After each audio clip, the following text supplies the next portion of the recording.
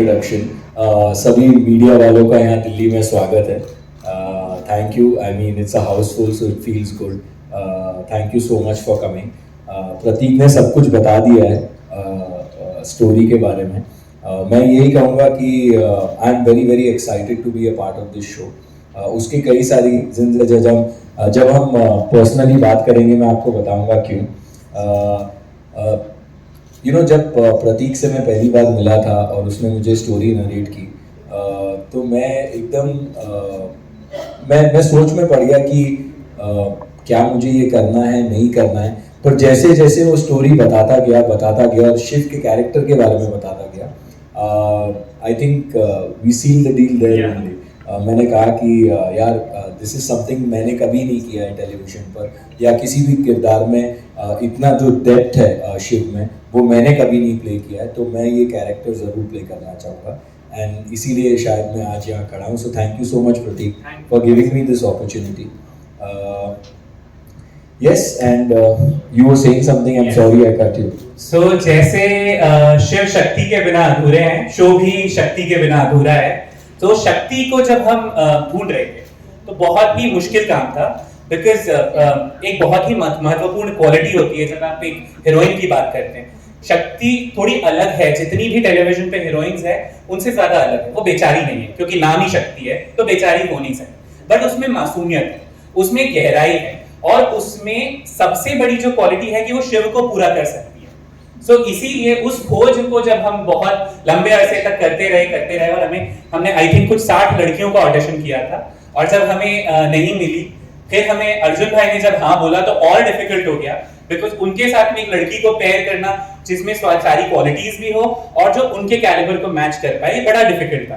तब हमें हमारी शक्ति मिली एंड शक्ति जब हमें मिली तो हम लोग बहुत श्योर थे क्योंकि शक्ति के हाथ पे आदि शक्ति लिखा हुआ था.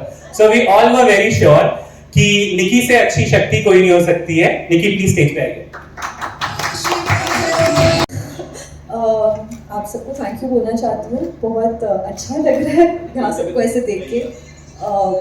बहुत ओवरवेलमिंग फीलिंग है, बहुत एक्साइटमेंट है, बहुत नर्वसनेस है एंड प्यारे शब्द सुनने मिले. तो आई रियली होप कि हम उस पर like I do full justice to this role. इसी के साथ हम आपको हमारे शो की पहली झलक दिखाना चाहेंगे. शिव शक्ति का एक जो एक तरह से कह सकते हैं ट्रेलर हम तीनों साथ में मिलके आपको दिखाना चाहेंगे. सो प्लीज देखिए और बताइए आपको कैसा प्रेम कहानी है जिसके बारे में ये कहा जाता है कि शायद ये विश्व की सबसे पहली प्रेम कहानी है.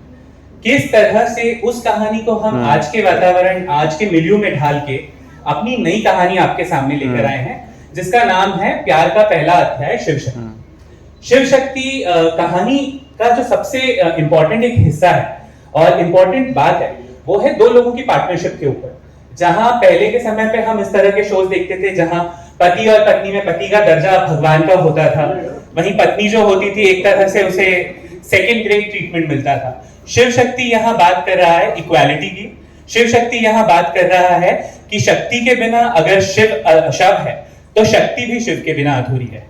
और इस खूबसूरत आइडिया को एक तरह से साथ में पिरो के हमने जो कहानी बनाई है वो है प्यार का पहला अध्याय शिव शक्ति. इसका एक बहुत ही क्लोज रेफरेंस है पौराणिक कथा से जो सती और शिव की प्रेम कहानी थी जिसका अगला अध्याय होता है पार्वती और शिव की प्रेम कहानी. तो शिव और शक्ति की प्रेम कहानी में भी आपको उस तरह के ट्विस्ट टर्न्स बहुत कुछ देखने को मिलेगा. पार्वती जी ने 108 जन्म लिए थे शिव जी को पाने के लिए.